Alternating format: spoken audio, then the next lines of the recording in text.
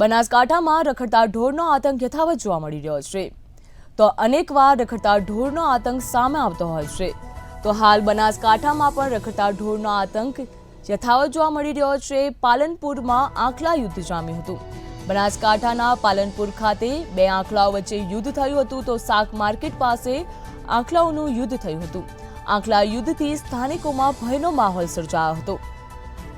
આંખલા યુદ્ધ થતા લોકોમાં ભયનો માહોલ સર્જાયો હતો. તો પાલનપુરમાં બે આંખલાઓ વચ્ચે યુદ્ધ જામ્યું હતું. પાલનપુરના શાક માર્કેટમાં બે આંખલાઓ બાખડ્યા હતા.